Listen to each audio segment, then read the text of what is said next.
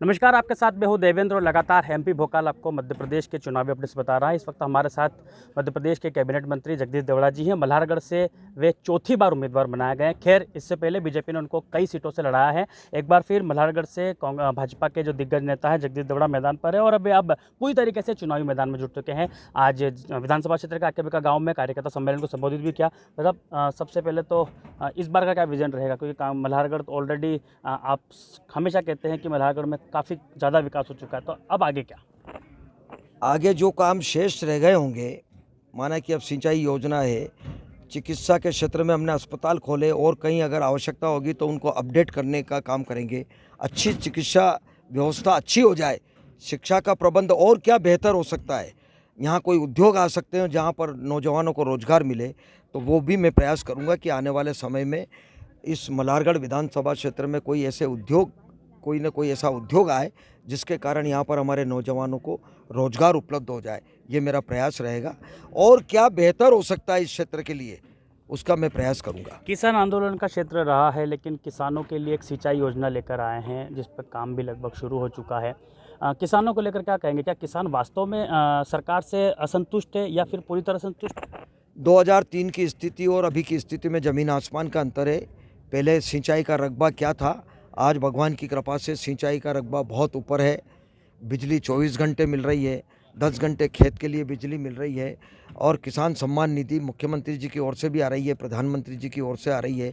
सारे काम, जितने काम दोनों को मिला करके केंद्र सरकार और मध्य प्रदेश सरकार, जो सरकार का दायित्व है, वो दायित्व का निर्वहन सरकार कर रही है। भारतीय जनता पार्टी की ये राजधर्म का पालन कर रही है। जगदीश देवड़ा हो, चाहे फिर सरकार का कोई भी मंत्री हो या केंद्र सरकार हो, हम कभी भी ये नहीं कह रहे हैं कि हमने बहुत बड़ा एहसान कोई जनता के माथे पर कर दिया। हमने अगर ये सारे काम अगर किए हैं तो ये राजधर्म का पालन हमने किया है। जनता ने हमको बिठाया, उस राजधर्म का पालन हमारा करने का कर्तव्य, हमारी ड्यूटी है। हम किसी के माथे पर एहसान नहीं कर रहे हैं। लेकिन दुर्भाग्य है इस हिंदुस्तान का कि आज़ादी के 75 साल के बाद 60 साल तक जो सरकार में पार्टी रही, लगातार उनके पास खजाने की चाबी रही, उनने शुद्ध पीने का पानी भी नहीं पिला पाए, न योजना बना पाए, न सिंचाई की योजना बना पाए, न गरीबों के माथे पे छत का प्रबंध कर पाए। तो फिर सरकार ने किया क्या? मुझे तो यही समझ में नहीं आता। वही जनता चाहती है कि आप बताओ कि आपने क्या किया।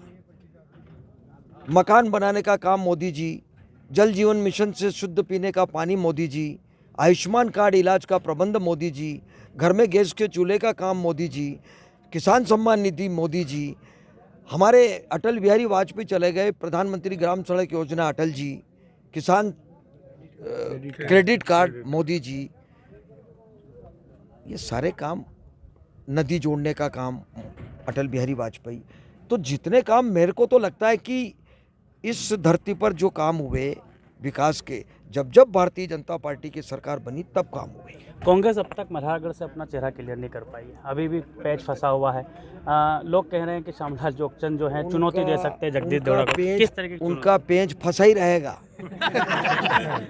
और वो फंसे ही रहे, अच्छा है। हमको कौन लड़ेगा, कौन जोगचंद लड़ेगा, न कौन कांग्रेस का उम्मीदवार लड़ेगा। हमारी लड़ाई कांग्रेस सामने है, हम कांग्रेस से लड़ रहे हैं।